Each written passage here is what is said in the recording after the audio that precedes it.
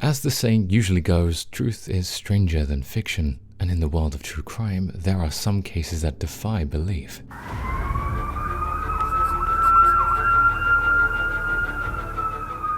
Today, we bring you two of the most shocking cases with the most insane twists you've ever heard. Our first case will be the shocking case of the West Memphis Three. 3 young boys found brutally murdered in a small Arkansas town, and 3 teens were arrested and convicted for the crime. But as the years went by, doubts began to arise about their guilt. With the help of a dedicated legal team and a relentless quest for the truth, the West Memphis Three case took a stunning turn that no one could have predicted. And last but certainly not least, we have the strange case of Jeffrey Macdonald, a former Green Beret and doctor. Macdonald was accused of killing his pregnant wife and 2 young daughters in their Fort Bragg home in 1970. The case has taken countless twists and turns over the years, including a best-selling book that cast doubt on Macdonald's guilt and a shocking new piece. So, buckle up and get ready for a rollercoaster ride of true crime storytelling yet again. These cases will leave you questioning everything you thought you knew about the criminal justice system and the human psyche. This is the shocking case of the West Memphis Three. In 1993, 3 8-year-old boys, Steve Branch, Michael Moore, and Christopher Byers, went missing in West Memphis, Arkansas. Their bodies were found the next day, naked and bound in a drainage ditch in a wooded area known as Robin Hood Hills. The community was in pure and utter shock, and the police were under immense pressure to find the killer or killers. The investigation led to the arrest of 3 teenage boys, Jesse Miss Kelly Jr., Jason Baldwin, and Damian Eccles, who became known as the West Memphis Three. Police claimed that the boys had killed the 3 children in a satanic ritual and had tortured them in the process. The case was built largely on circumstantial evidence, and there was no physical evidence linking the boys to the crime. Despite this, the teenagers were convicted, with Damian Eccles being sentenced to death and the other 2 being sentenced to life in prison. The case caused a national uproar, with many people believing that the teenagers had been wrongfully convicted and that the justice system had not been served. The case took a dramatic turn when a team of investigators led by private investigator and documentary filmmaker Joe Berlinger began to delve into the case in 1996.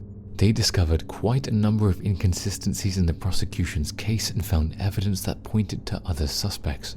Their investigation led them to Terry Hobbs, the stepfather of one of the murdered boys, who had a history of violent behavior and had been seen with the boys on the day of their disappearance.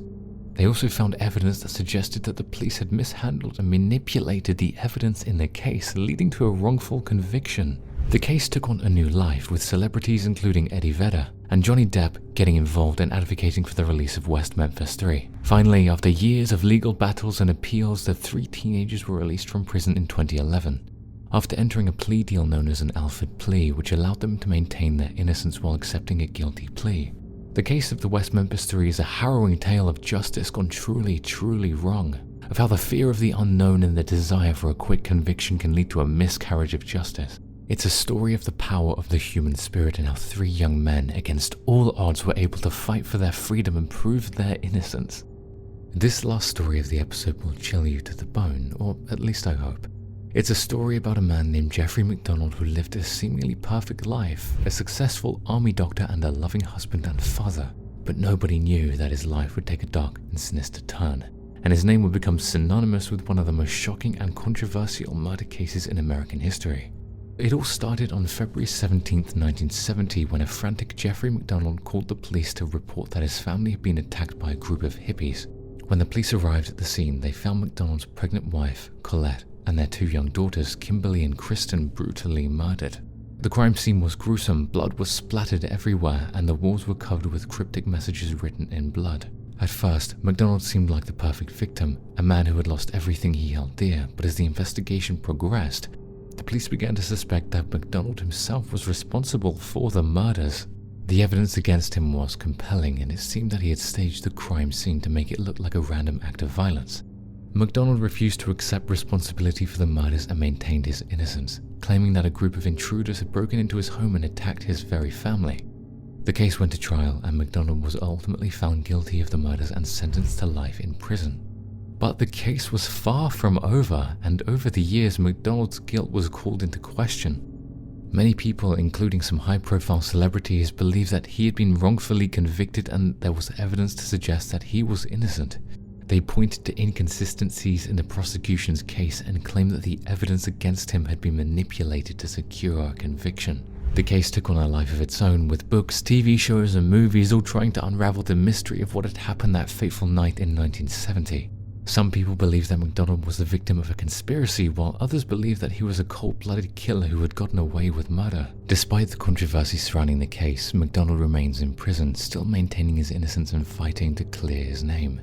The case of Jeffrey Macdonald is a cautionary tale of how one's life can unravel in an instant and how justice is not always easy to find. Yet again, another tale that really makes us think twice about the quality of this justice system. This is a personal outro from me. I hope you guys enjoyed these cases. Do consider subscribing and liking the videos, and keep a keen eye out for any future content.